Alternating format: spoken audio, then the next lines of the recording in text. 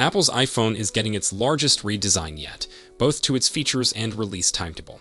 Here's what's happening to the company's primary product. Also, the Mac Pro is on the back burner, and Tesla is finally adding support for CarPlay. Lastly, Apple's longtime operating chief winds up his career at the corporation. Last week in Power On, Apple plans substantial new satellite-powered features for iPhones and other devices. Apple Incorporated's iPhone is undergoing the largest makeover in its history, with the company planning to unveil 3 all-new models over 3 straight years. Despite complaints that Apple has grown unduly dependent on the iPhone, while lagging behind in artificial intelligence and other developing fields, the corporation is doubling down on its flagship product. That involves speeding up the pace of innovation. After half a decade of incremental changes and controversial choices, like the iPhone 15's titanium case, a thorough rethink of the device began taking shape this past September.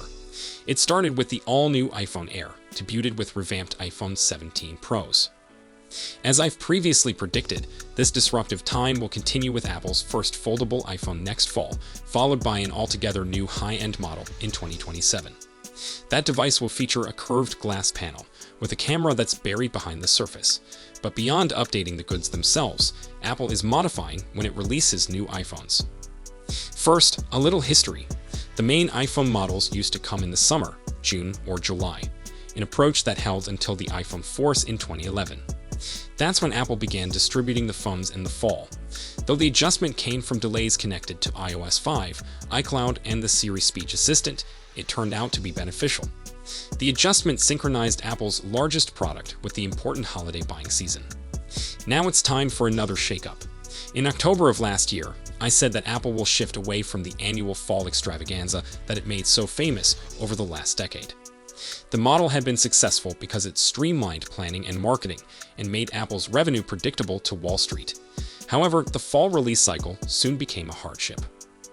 By compressing so many product launches into the same period, Apple had less possibilities to spread out revenue across the year. It also taxed its marketing and engineering departments and overburdened suppliers. The problematic deployment of Apple Intelligence in 2024 underlined how that approach was taking a toll. In recent years, including 2025, Apple has introduced 4 primary iPhones, 2 Pro models, and 2 mid-tier variants in the fall. And it occasionally released a lower-cost SE or E model in the early part of the year. But in 2026 and beyond, the company's smartphone release timetable will look dramatically different. Apple aims to debut 3 high-end models, the iPhone 18 Pro, iPhone 18 Pro Max, and a new foldable in fall 2026. Then, around 6 months later, it will push out the iPhone 18, iPhone 18e, and potentially an updated iPhone Air. I expect this pattern to continue for years to come, with Apple unveiling between 5 and 6 new models annually. The information alleged that a second-generation iPhone Air has been postponed from next fall into 2027 in order to incorporate a second rear camera, and that a vapor chamber and B-Fair battery aren't in the plans. The news outlet also claimed weak sales as a rationale for the scheduling adjustment. But from what I've heard, the second-generation iPhone Air hadn't actually been planned for next year, at least not in recent months. So this wasn't a delay owing to the phone's sales performance. The fact that Apple titled the handset the iPhone Air rather than the iPhone 17 Air showed that it didn't want to tie the product to an annual release timetable. I'm informed that the main focus of the second Air will be a switch to a 2nm chip rather than big structural changes. The chip change could help improve the Air's battery life, the major complaint of the initial iteration. Adding a second rear camera for ultra-wide photos is technically doable, however I think that idea weird. The phone's plateau area, where the camera is located, is already packed. Redoing that entire area merely to add the least used iPhone camera seems like a lot of work for a phone that few people are buying. The only scenario where this makes sense is if the foldable iPhone's dual rear camera architecture eventually trickles down to ordinary models. Apple built the Air assuming it would make up 6% to 8% of new iPhone sales, I'm told. That approximately matches the performance of the iPhone 16 Plus model that it replaced.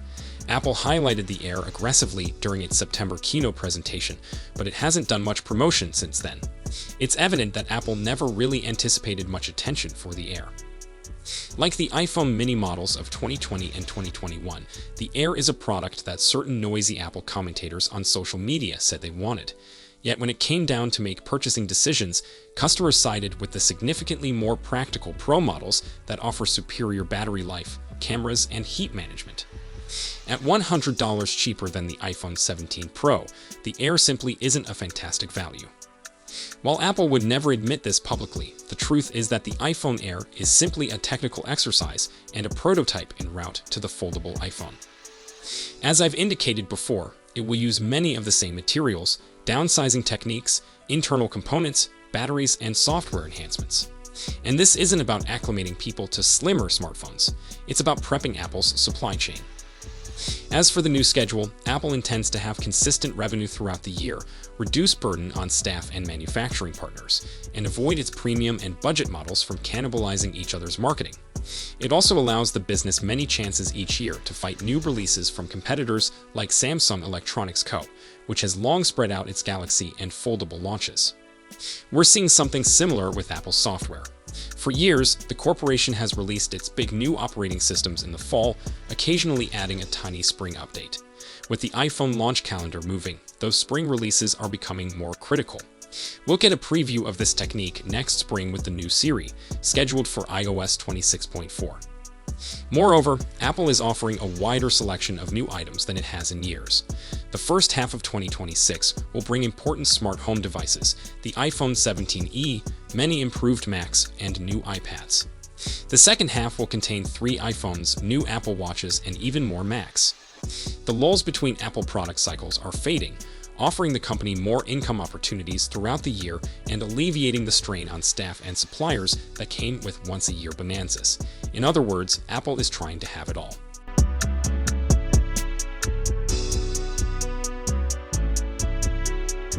Supply chain leaks indicate Apple is now finalizing specifics for next fall's iPhone 18 range, and the latest news says the new iPhone 18 Pro will come with at least 2 important design modifications.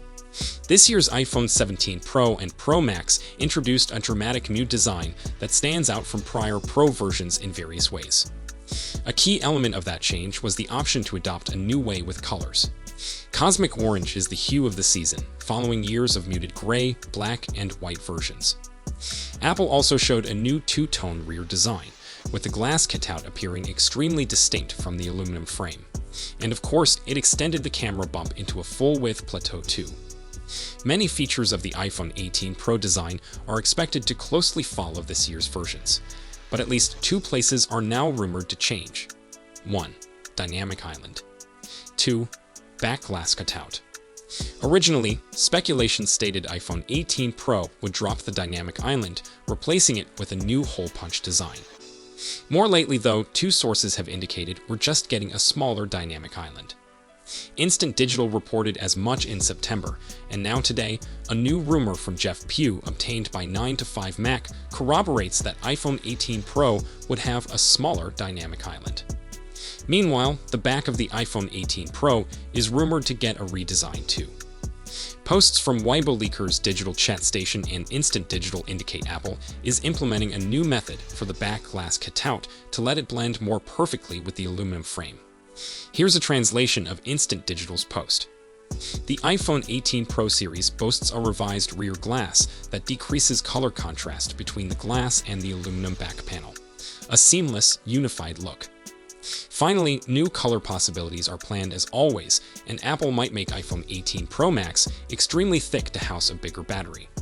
I wouldn't be surprised if the same occurred with the smaller iPhone 18 Pro. So, that's all we know for now. We'll be sure to keep you updated as soon as we have more information. Thanks for watching, and I will see you tomorrow in another. Goodbye, and peace out.